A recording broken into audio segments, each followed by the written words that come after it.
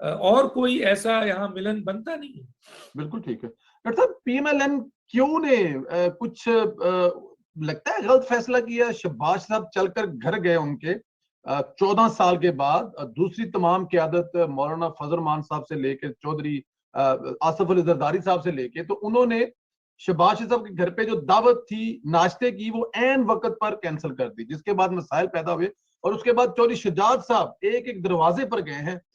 Timing miss कर गए हैं या क्या देख रहे हैं, किधर जा रही है? पीएमएलएन क्यू के लिए अच्छा चांस नहीं था अगर पीडीएम से मिल जाती या पीएमएलएन क्यू से मिल जाती?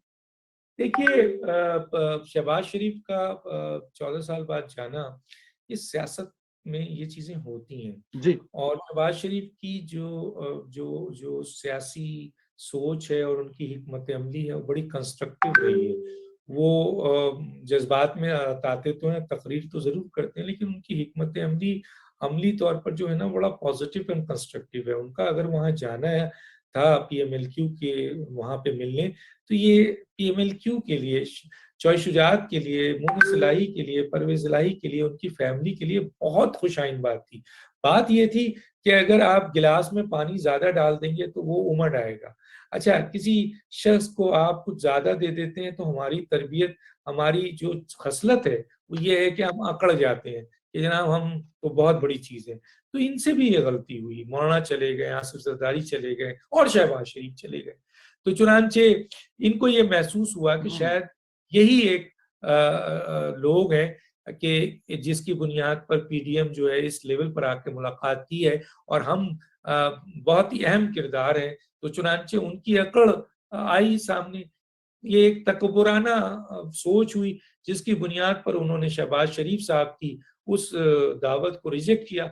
उसके बाद क्या हुआ? उसके बाद आप मौलाना फजल रहमान साहब के दर पे चले गए, आसिफ अली जरदारी साहब के दर पे चले गए और कहा, जब आपको ये पता चला कि पीएमएलक्यू माइनस भी जो है वो अदम एतमाद कामयाब हो रही है, ये तो आपको रिस्पेक्ट दी गई थी, आपको इज्जत दी गई थी, लेकिन आपने इस इज्जत और रिस्पेक्ट को इसके ऊपर झुकने के बजाय आपने अकड़ दिखाते हुए कि हाँ आप कुछ हो गए हैं शायद बहुत बड़ी चीज, जिसकी बुनियाद पे और फिर इन लोगों के मुलाकात पे फिर वजीर आजम भी पहुंच गए।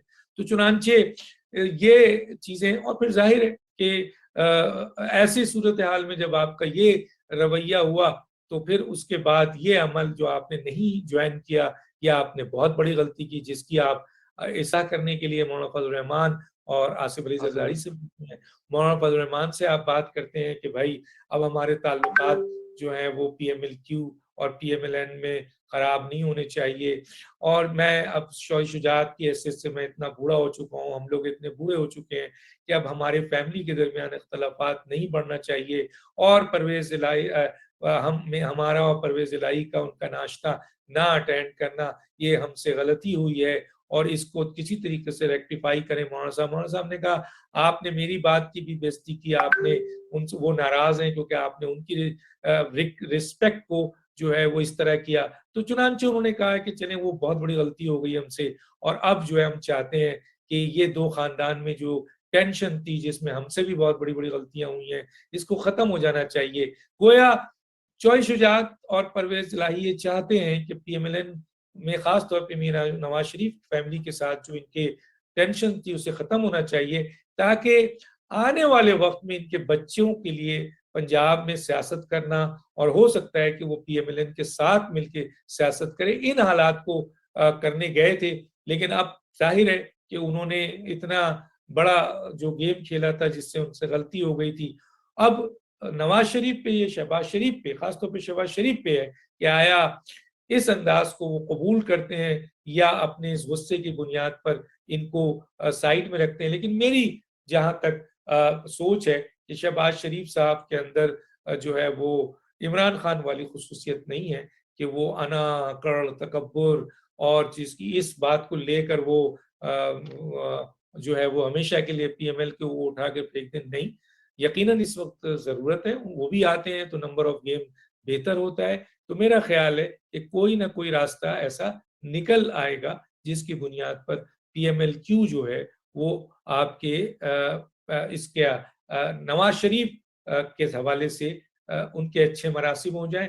बाकी पीएमएलक्यू है या मुत्तहदा कौमी मूवमेंट है ये तकरीबन पीडीएम के साथ खड़ी हो चुकी है, जो मेरी इत्तला है, और वो अदम एतमाद में इमरान खान के खिलाफ वोट देंगे। ये चंद बातें हैं जो इनके दरमियान तहरीरी होना है या फाइनल होना है, लेकिन दोनों ने अपनी अप्रूवल दे दी है। दोनों ने अप्रूवल दे दिए, बिल्कुल ठीक है। तहरीके अदम इत्तेमाद की कामयाबी के बाद क्या सिनेरियो देख रहे हैं? एक लंबी हुकूमत देख रहे हैं, इस्लाहात के बाद आगे कुछ होगा, या फौरन इलेक्शन देख रहे हैं? नहीं, बस चंद देखिए ना, वो झगड़ा भी खत्म हो गया, वजीर आजम कौन होगा, किसका होगा। यकीनन पीपल्स पार्टी और पीएमएलक्यू और एमक्यू और दूसरे लोग ये चाह रहे थे कि जी ये एक मुद्दत तक ये जो नई हुकूमत बने वो बने, लेकिन सवाल ये पैदा होता है कि इसमें पीएमएलएन और जेयूआई इसमें इंटरेस्टेड नहीं था। चुनांचे कुछ बातें पीपल्स पार्टी की मानी गई, कुछ इनकी बात मानी गई, और फिर पीपल्स पार्टी ने भी अभी ऐलान कर दिया कि जनाब अली ये अदम एतमाद के फौरन बाद जो है वो असम्बली रिजॉल्व होगी और जनरल इलेक्शंस होगा। तो मेरा ख्याल है कि ये मुद्दती ज़्यादा नहीं होगा और जनरल इलेक्शंस की तरफ जाएंगे और एक शरीफ आदमी को जो है वजीर आजम बना दिया जाएगा, जो शरीफ आदमी तो कुछ दिनों के अंदर असम्बली डिसॉल्व कर देगा। वैसे अदम एतमाद के बाद जो है वो अगर अपोजिशन अपना वजीर आजम ना नहीं चुनती है तो सब सदर पाबंद है कि वो असम्बली उसी वक्त डिसॉल्व कर सकता है। लेकिन उस सिलसिले में एक नुकसान होगा कि नया वजीर आजम जब तक इलेक्ट नहीं होता है तो इमरान खान साहब अदम एतमाद पास होने के बावजूद भी वजीर आजम रहेंगे, जो मेरा ख्याल है किसी भी सूरत में अपोजिशन को गलती नहीं करेगी। तो अपोजिशन ने वजीर आजम भी तय कर लिया है और मुद्दत भी तय कर लिया है, और ये मेरा ख्याल है जनरल इलेक्शन की तरफ जाएंगी बहुत जल्दी।